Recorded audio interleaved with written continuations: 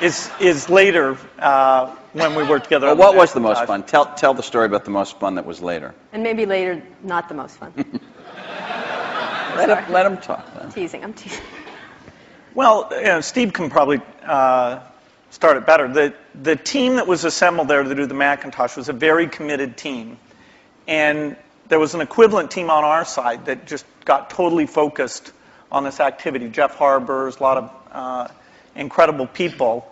And we really had bet our future because on the Macintosh being successful, and then hopefully graphics interface in general being successful. But first and foremost, the thing that would popularize that being the Macintosh.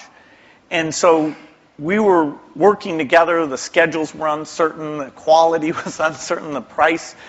When Steve first came up, it was going to be a lot cheaper computer than it ended up being, but that was fine.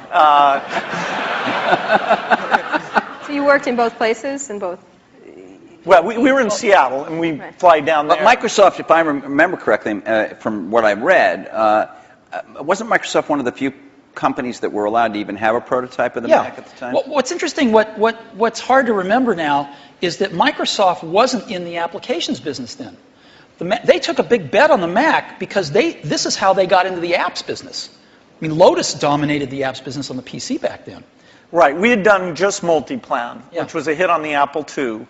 And then Mitch did an incredible job betting on the IBM PC, and 123 came in and ruled that part of the business. So the question was, what was the next paradigm shift that would allow for an entry? WordPerfect, we had Word, but WordPerfect was by far the strongest in word processing, DBase, and database. And Word was that was a kind of a DOS, a text. All of these products I'm saying were DOS-based products, because Windows wasn't in the picture at the time. Right. That's more in the early 90s that we get to that.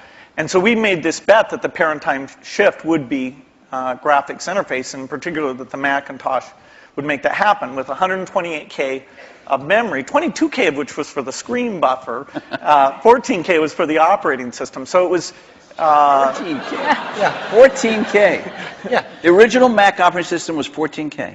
14K that we had to have loaded when our software ran. So when the shell would come up, it had all the 128K. The OS was bigger than 14K. It was in the 20s somewhere. I see. So when we ship these computers now with a gigabyte, 2 gigabytes of memory, and nobody remembers 128K. I remember that. I remember paying a lot of money for computers with 128K in those days. So the two companies worked closely on the Mac project because you were maybe not the only, but the principal or one of the principal software creators for it, right? Is that right? Well, Apple did the Mac itself, but we got Bill and his team involved to write these applications. And we were doing a few apps ourselves. We did Mac Paint and Mac Draw and stuff like that.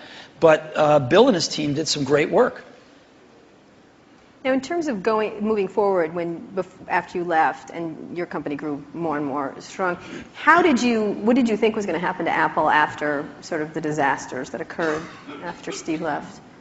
Well, Apple's fate hung in the balance. We continued to do Macintosh software, and Excel, which Steve and I introduced together in New York City. That was kind of a fun event. That went on and did very well.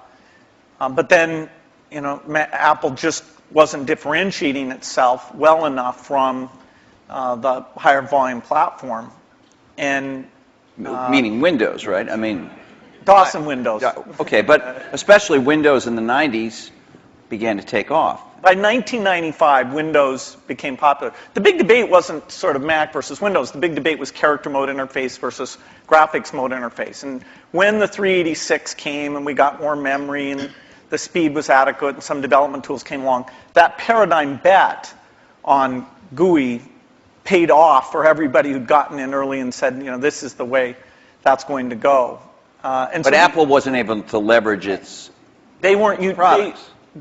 After the 512K Mac was done, the product line just didn't evolve as fast. Steve wasn't there as it needed to, and we were actually negotiating a deal to invest and make some commitments and things with Gil Amelio, and No, seriously. And Don't be mean. Don't be mean to him. I'm sorry? Just saying the word Gil Amelio, you can see him just... And so I was calling him up on the weekend and all this stuff, and next thing I knew, Steve called me up and said, don't worry about that negotiation with Gil Amelio. You can just talk to me now. And I said, wow. Gil was a nice guy, but he had a saying. He said, Apple is like a ship with a hole in the bottom, leaking water. And my job is to get the ship pointed in the right direction.